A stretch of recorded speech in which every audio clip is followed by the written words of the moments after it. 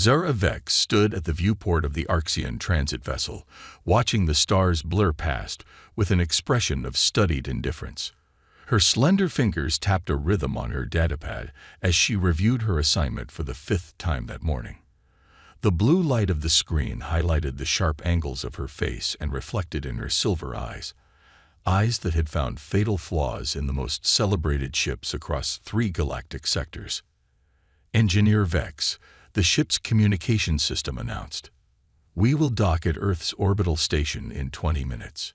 She didn't bother to acknowledge the message. After 15 years as the Arxian Shipbuilding Authority's most demanding inspector, Zara had earned the luxury of being impolite. No one complained when you had rejected positions on vessels that others would kill for, when you had walked away from the helm of ships worth more than some planetary economies. The impossible inspector, they called her behind her back. The woman who could find the single loose wire that would eventually cause a catastrophic failure. The microscopic stress fracture that would split open in deep space. Some claimed she could sense these flaws through the hull just by placing her hand against it. What they didn't understand was that it wasn't a gift. It was attention to detail, a refusal to accept the shortcuts that others embraced. Standards that never bent, never compromised. And now the Arxian High Command wanted her to evaluate human ships. Humans, the newest species to join the Galactic Alliance, barely a century into their interstellar development. Their vessels were known for being oddly constructed, functional, yes, but with engineering solutions that made proper Arxian designers cringe. Zara slipped her datapad into her pocket and straightened her perfectly pressed uniform. The humans had been eager for this exchange, offering their flagship for inspection as a gesture of goodwill. The Arxians had sent Zara, not as a gesture of goodwill, but as a test the humans were expected to fail. "Just document the major flaws," her supervisor had told her. "We need to know what we're dealing with before we integrate their technology." The transit ship docked with a gentle thud that Zara immediately categorized as 0.05 degrees off perfect alignment. Not enough to report, but enough to notice. She gathered her small bag of inspection tools and made her way to the airlock. As it cycled open, the different air of the human station hit her, slightly warmer, with traces of scents her brain couldn't immediately identify. A man in a blue uniform waited on the other side, his face arranged in what humans called a smile. Zara had studied their expressions, preparing for this mission. "Engineer Vex," he said, extending his hand in their customary greeting. "I'm Captain Frank Collins of the U.S. Oran. Welcome to Earth Station Alpha." She took his hand briefly, noting the firmness of his grip. "Captain, I trust your vessel is prepared for inspection." His smile didn't falter. "She's ready and waiting. Though I should warn you, we do things a bit differently than you might be used to." "So I've heard," Zara replied, her tone making it clear this wasn't a positive observation. "I set aside quarters for you aboard the Orion," he continued. "My chief engineer, Alice Ward, is eager to show you around." "I prefer to begin immediately," Zara said. "I find first impressions most revealing." Frank nodded, seeming unsurprised by her directness. "Of course, this way to the shuttle bay." As they walked through the station corridors, Zara noticed the surprising efficiency of the layout. Not elegant like Arxian design, but practical in a way she hadn't expected. She said nothing, making mental notes for her report. What she wouldn't admit, even to herself, was the small flicker of curiosity that had ignited somewhere behind her professional detachment. For the first time in years, Zara Vex was about to see something truly new. The shuttle approached the U.S. Orion, giving Zara her first complete view of the human vessel. She had expected something crude, perhaps even ugly by Arxian standards. What floated before her was neither. The Orion wasn't sleek like Arxian ships, nor was it perfectly symmetrical like the Valerian cruisers. Instead, it had a functional quality that somehow managed to be graceful. The hull featured unexpected curves alongside angular sections, looking less like it was designed and more like it had evolved. "What do you think?" Captain Collins asked, noticing her extended silence. "It's Unusual, Zara said, choosing her words carefully. She wouldn't give him the satisfaction of hearing approval, even if the ship's external design was more interesting than she had anticipated. The shuttle pilot guided them into one of the Orion's docking bays, a spacious area filled with other small craft and busy crew members. As they disembarked, Zara immediately began cataloging details: the slight vibration in the deck plates, the hum of the environmental systems, the way sound traveled through the space. A woman with curly red hair pulled back in a practical ponytail approached them, wiping her hands on a cloth that she then tucked into her pocket. Grease stained the knees of her uniform, and a tool belt hung at her waist. "Engineer Vex, this is Lieutenant Alice Ward, our chief engineer," Frank said. "You're dirty," Zora observed, not offering her hand. Alice grinned. "Always am when something interesting is happening. Just finished recalibrating the port thruster assembly. Would have cleaned up, but I heard you wanted to start immediately." Zora raised an eyebrow. On an Arxian vessel, no engineer would present themselves to a visitor in such a state. It suggested disorder, lack of discipline. "I'll show you to your quarters first," Frank offered. "Give you a chance to settle in before the tour." "That won't be necessary," Zara replied. "I prefer to see the engineering sections while they're functioning normally, not after they've been prepared for inspection." Alice and Frank exchanged a glance that Zara couldn't quite interpret. "As you wish," Frank said. "Alice, show Engineer Vex whatever she wants to see. I'll catch up with you both later." As the captain departed, Alice gestured toward a corridor. "Let's start with the engine room. That's usually what inspectors are most interested in." They walked through corridors that were busier than Zara was accustomed to. Crew members moved with purpose but stopped to greet Alice by name. Some nodded respectfully to Zara, while others regarded her with undisguised curiosity. "Your crew seems informal," Zara noted.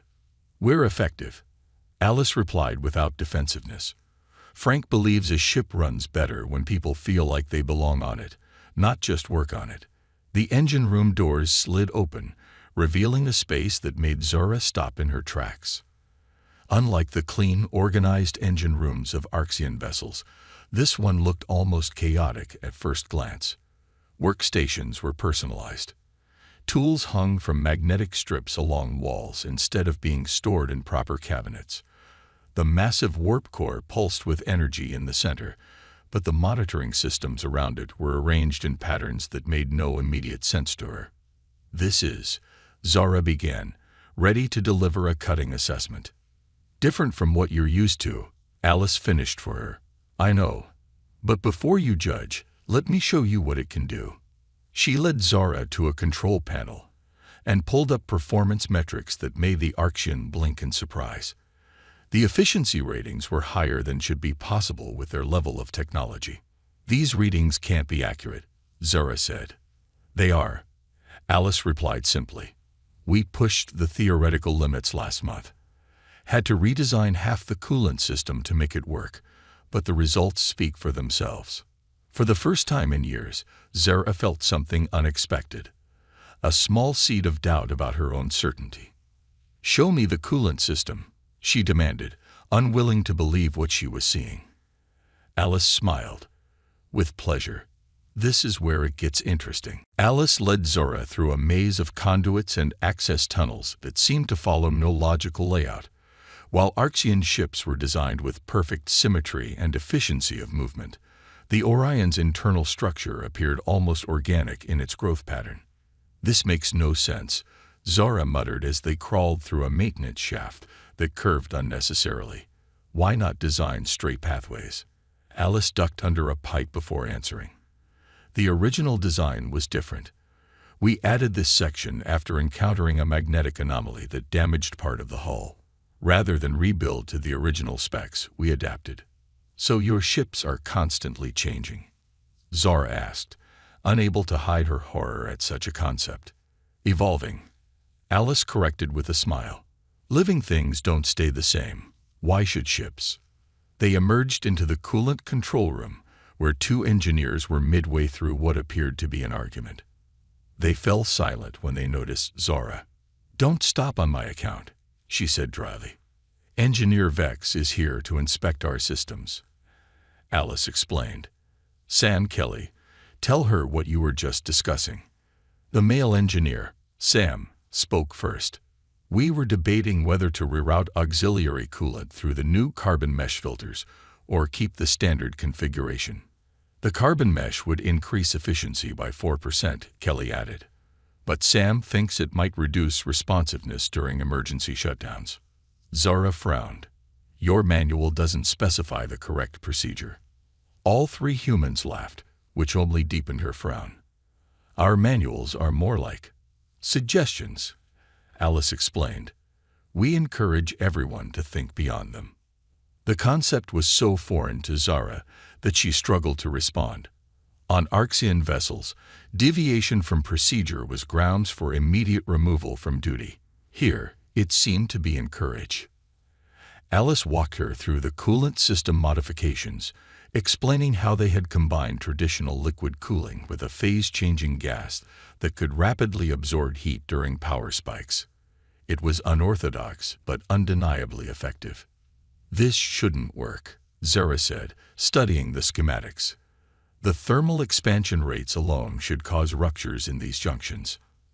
Alice tapped a section of the display. "That's why we added these flexible couplings here and here. They're made from a polymer developed for deep-sea exploration on Earth. They expand and contract without losing seal integrity."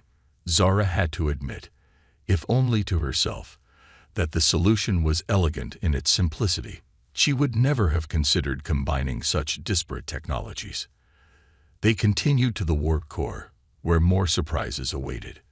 The humans had modified the standard containment field with what they called layered redundancies, essentially creating fields within fields that could fail in sequence rather than catastrophically.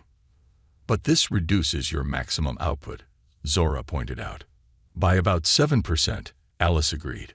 "But it means we can run continuous operations for 3 times as long without a complete shutdown for maintenance. The trade-off works in our favor." As the tour progressed through propulsion systems, life support, and weapons arrays, Zara found herself asking more questions and making fewer criticisms. Each system revealed the same pattern: unconventional combinations of technologies that sacrificed theoretical perfection for practical resilience. By the time they reached the bridge 4 hours later, Zara's datapad was filled with notes. Captain Collins was waiting for them, chatting easily with his navigation officer. "Engineer Vex," he greeted her. "How was the tour?" Zara hesitated, unwilling to give the satisfaction of praise, but equally unwilling to lie. "Your ship has interesting features, Captain."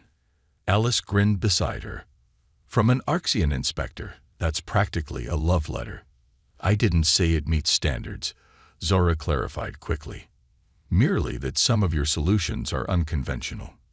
"We're having dinner in the officers' mess at 1900 hours," Frank said. "You're welcome to join us. Engineers usually get into the really good technical discussions after a drink or two." The invitation surprised her. On inspection tours, she typically ate alone, reviewing her findings. "I'll consider it," she replied, which was more consideration than she'd given any social invitation in years. As they left the bridge, Zara realized with a start that for the first time in her career, she was actually looking forward to the next day's inspection. 3 days into her inspection, Zara found herself in the observation lounge with a cup of what humans called coffee. She had refused to admit it, but the bitter beverage had grown on her. Much like the Orion itself, the ship was traveling at warp speed toward a rendezvous with an Arxian science vessel, a journey specifically arranged to demonstrate the Orion's capabilities in action. Zara watched the stars streak by, trying to organize her conflicting thoughts about what she had seen. The sudden blaring of alarms shattered her contemplation. "All hands, brace for emergency maneuvers," Captain Collins' voice announced over the communication system. "Unknown gravitational anomaly detected directly in our path." Zara gripped her chair as the ship lurched violently. The stars outside the viewport twisted in impossible patterns as the Orion attempted to change course. A second, more powerful jolt sent her tumbling to the floor. The lights flickered and dimmed to emergency levels. Through the viewport, she could see they had dropped out of warp, now drifting in unfamiliar space with a swirling mass of energy visible in the distance.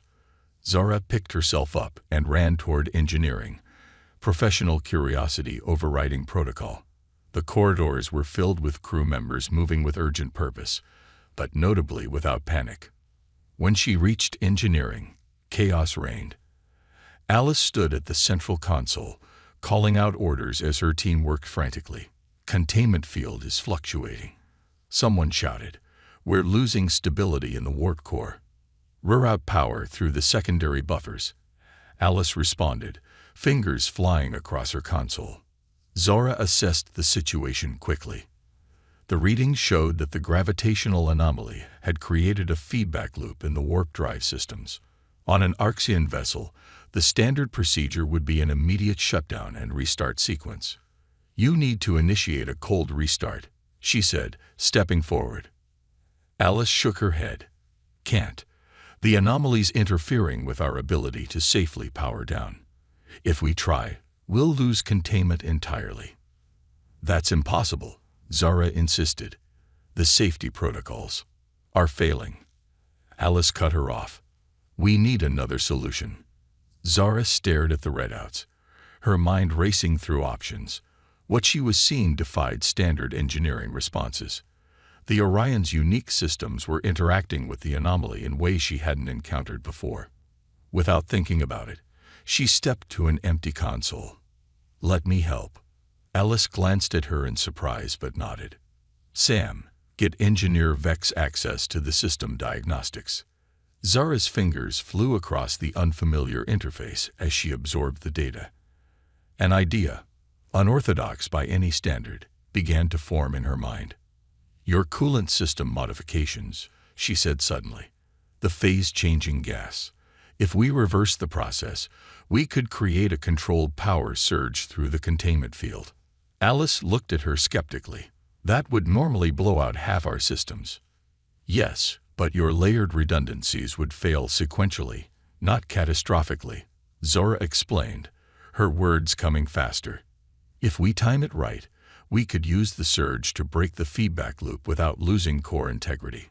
It was a solution no proper Arxian engineer would suggest. Risky, imprecise, and likely to damage systems unnecessarily. But it might work. Alice studied the proposal for 3 seconds before nodding. "It's crazy, but it's our best shot. Let's do it." The next 10 minutes were the most intense of Zora's career. Working side by side with Alice, she helped implement the makeshift solution, calling out calculations as the human team raced to execute them. "Ready on your mark," Alice said finally, her finger hovering over the activation control. Zara took a deep breath. "Mark." The lights dimmed completely before a cascade of energy surged through the ship. Panels sparked and systems howled in protest. For one terrible moment, Zara thought she had doomed them all. Then, gradually, the reading stabilized. The containment field, while weakened, held. The feedback loop broke. "We did it," Alice whispered, then louder to her team. "We did it." Core stability returning to normal parameters. The engineering crew broke into spontaneous applause. In the midst of their celebration, Zara stood perfectly still, processing what had just happened. She had violated every principle of proper engineering she had spent her career defending. And in doing so, she had saved the ship. The Orion limped through space at half-impulse power, its damaged systems slowly being repaired by tireless engineering teams. Zara sat in her assigned quarters, surrounded by human technical manuals she had requested after the crisis. She had barely slept in the 24 hours since they had escaped the anomaly, her mind too full of questions. The door chimed softly. "Enter," she called, not looking up from her reading. Captain Collins stepped inside, carrying 2 steaming bugs. "Coffee," he said, offering one to her. "Alice said you've developed a taste for it." Zora accepted the mug but frowned. Is that relevant information for a ship's captain? Frank smiled as he sat in the chair across from her. On a human vessel, yes. Knowing my crew is part of my job. He gestured to the scattered manuals. Finding anything interesting? Zora hesitated, then nodded slowly. Your technical philosophy is not what I expected. In what way? Arxian ships are designed to prevent failure at all costs, she explained. But these manuals, they assume failure will happen. They're designed around it. Frank nodded. We call it graceful failure. Our history taught us that trying to build perfect systems is less effective than building systems that can break in predictable, manageable ways. Zora picked up one of the manuals. This power regulation system is deliberately designed to fail before more critical systems. It sacrifices itself. Like a fuse, Frank said. An ancient human invention, a simple piece that fails first to protect more complex pieces. But this creates unnecessary inefficiency, Zora argued, though her voice lacked its usual conviction. Frank took a sip of his coffee. Does it? What's more efficient? A perfect system that works flawlessly until suddenly it doesn't, or an imperfect system that bends instead of breaking? The question struck Zora with unexpected force. Her entire career had been built around pursuing theoretical perfection. She had rejected countless ships because they failed to meet impossible standards. Yet here was a vessel that had survived what should have been a catastrophic event, precisely because it embraced imperfection. Your solution during the crisis, Frank continued. Alice told me it wasn't by the book. Not by our book, and certainly not by yours. It was improvised, Zora admitted. Imprecise. And effective. Frank leaned forward. That's what we value most. Results over theory. Adaptation over perfection. Zora was quiet for a long moment.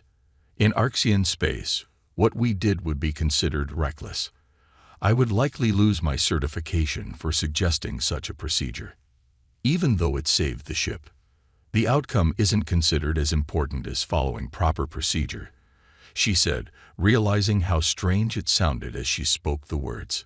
Frank smiled gently. May I ask you something personal, Engineer Vex? She nodded cautiously. In 15 years, you've never accepted a permanent position on any vessel you've inspected. Is that because none of them were perfect enough? The question was uncomfortably direct. I have high standards, she replied stiffly. Standards that no ship could possibly meet. Frank observed. I wonder if perhaps you've been looking for the wrong thing all along. Zora started to object, then stopped. The captain's words resonated with a doubt that had been growing inside her since she first set foot on the Orion. What should I be looking for then? She asked quietly. Not perfection, Frank said, but perhaps a place where your brilliance can make a difference, where your understanding of theoretical perfection could combine with our practical adaptability. He stood to leave, letting her consider his words. At the door, he paused. The crew was gathering in the mess hall tonight, a small celebration for making it through yesterday in one piece. You're welcome to join us. After he left, Zara sat motionless, staring at the technical manuals spread before her. For the first time in her career, she was questioning not just a ship's specifications, but the very standards she had used to judge them. The revelation was both unsettling and strangely liberating. The final day of Zara's inspection arrived with a sense of inevitability. Her report was nearly complete, saved on her datapad and ready to be transmitted to Arxian High Command. She had been thorough, as always, documenting every system on the Orion in meticulous detail. Yet she found herself hesitating to send it. The mess hall celebration 3 nights ago had changed something in her. Watching the crew laugh together, seeing Alice demonstrate the makeshift repair they'd implemented by using salt shakers and cups on the table, hearing the stories of previous ingenious solutions to impossible problems, it had all affected her more than she cared to admit. Zara stood in the shuttle bay, her small bag packed for departure. The Arxian transit vessel would arrive within the hour to take her back to her people, where she would deliver her report and move on to her next assignment. As always. "So this is it?" Alice asked, approaching from behind. "Back to inspecting proper ships." Zara turned. "My assignment is complete." "And your verdict?" Alice raised an eyebrow. "Do we pass the legendary Zara Vex inspection?" The question was more complicated than it should have been. By Arxian standards, the Orion failed in dozens of ways. Its systems were inconsistent. Its design philosophy prioritized adaptation over optimization, and its crew operated with a flexibility that bordered on chaos by Arxian standards. Yet it worked. Not just adequately, but brilliantly. "Your ship is," Zora paused, choosing her words carefully, "effective. In its own way." Alice grinned. "High praise indeed." She hesitated, then added, "You know, we never properly thank you for your help during the crisis. Without your insight, we might not have made it." "I merely applied engineering principles to the situation," Zara said stiffly. "No." Alice shook her head. "You did what we do. You improvised, adapted, and trusted your instincts over the rulebook. You'd make a good human engineer." Before Zora could respond to this unexpected compliment, Captain Collins entered the shuttle bay. "Engineer Vex." He greeted her with a nod. "I came to see you off personally." "That's not necessary, Captain." "Perhaps not," he agreed. "But I also came with a proposition." Zara raised an eyebrow. "A proposition?" "Starfleet is expanding its technical exchange program. We're looking for engineers from allied species who can bring new perspectives to our fleet." Frank handed her a small data crystal. "This is a formal invitation to join the Orion as our Arxian technical consultant." Zara stared at the crystal in her palm. "You're offering me a position on this ship?" "I am," Frank confirmed. "Alice specifically requested you." The chief engineer nodded. "Your obsession with theoretical perfection, balanced with our practical approach, could lead to some interesting innovations." For a moment, Zara couldn't speak. In 15 years, she had never considered accepting a position on any of the vessels she'd inspected. She had always found them lacking in some critical way. "My duties to the Arxian Shipbuilding Authority," she began, "would be fulfilled through the exchange program." Frank finished for her. "You'd still file reports and contribute to Arxian ship design. You'd just be doing it from here." The idea was absurd. Staying on this imperfect vessel with its unpredictable crew and its constantly evolving systems, it went against everything she had worked for throughout her career. "And yet, I need time to consider this," she said finally. Frank nodded. "The transit vessel won't be here for another 45 minutes. Take all the time you need." He turned to leave, then paused. "For what it's worth, Engineer Vex, no one on this ship expects perfection. We just expect your best." As they left her alone in the shuttle bay, Zara opened her datapad and looked at her completed report. All the facts were there, all the technical details documented with her usual precision. But something was missing, something about the spirit of this vessel and its crew that couldn't be captured in technical specifications. With sudden decision, she began to type a new conclusion to her report, one that would shock her superiors but felt, for the first time in her career, entirely right. 6 months later, Zara stood in the Orion's newly redesigned engine room, studying the holographic display of their latest modification. The hybrid system combined Arxian precision with human adaptability in ways that neither culture would have developed independently. "Power efficiency is up another 3%, she noted, allowing herself a small smile of satisfaction. "And the emergency response time has improved by nearly 7 seconds. Alice nodded approvingly as she circled the hologram. "The Arxian layered containment field was the missing piece. We never would have thought to use it that way. And no proper Arxian engineer would have connected it to a dynamically adjusting power grid," Zara replied. "It would have been considered too unpredictable." The past 6 months had transformed both Zara and the ship she now called home. Her decision to accept Frank's offer had shocked her superiors at the Arxian Shipbuilding Authority. Several had predicted she would return within weeks, unable to tolerate the human approach to engineering. Instead, she had thrived. "Commander Ward to the bridge," came Frank's voice over the communication system. "Bring Engineer Vex with you." Alice raised an eyebrow. "Commander," still not used to that title. "You earned it," Zara said simply. Alice's promotion to second officer had come after her leadership during a rescue mission to a stranded Valerian transport ship.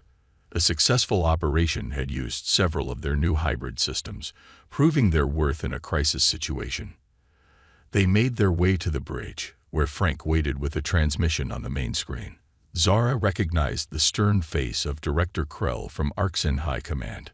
"Captain Collins," the director's voice was as formal as Zara remembered.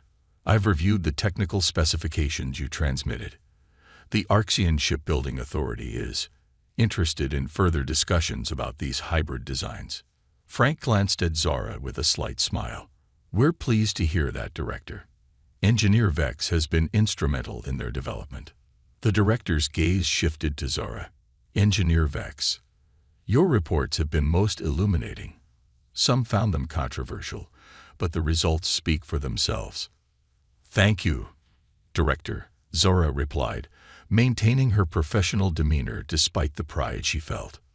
"We are dispatching a technical team to study these innovations firsthand. They will arrive at your next port of call." The director paused, then added, "It seems your unorthodox assignment has proven more valuable than anticipated." After the transmission ended, Frank turned to Zara with a full smile. "Congratulations, you've just begun an engineering revolution." "We've begun it," she corrected him, gesturing to include Alice and the bridge crew. "I could never have developed these systems alone." Later that evening, Zara stood in the observation lounge, watching the stars stream by. The door opened behind her, and Frank joined her at the viewport. "Credit for your thoughts?" he asked. "I was thinking about standards," she replied. "About how mine have changed." Frank nodded. "For the better." "For the different," Zora said. 6 months ago, I would have said a perfect ship was one where every system operated precisely according to theoretical optimums. Now I understand that a truly perfect ship adapts, evolves, surprises. Like the Orion, Frank suggested. "Like her crew," Zora countered, turning to face him. Their relationship had evolved too, from professional respect to something deeper that neither had fully defined yet. Another work in progress, another adaptation. "The Arxian team will arrive next week," she continued. "They'll bring their rigid expectations and perfect theories. And you'll show them another way," Frank said confidently. Zara smiled, a full, genuine smile that would have shocked her former colleagues. "We will," she corrected him, "together." As they stood side by side watching the stars, Zora reflected on the irony of her situation. After 15 years of searching for the perfect ship and finding every vessel wanting, she had finally found her place on the most imperfect ship of all. And somehow, that made the Orion absolutely perfect.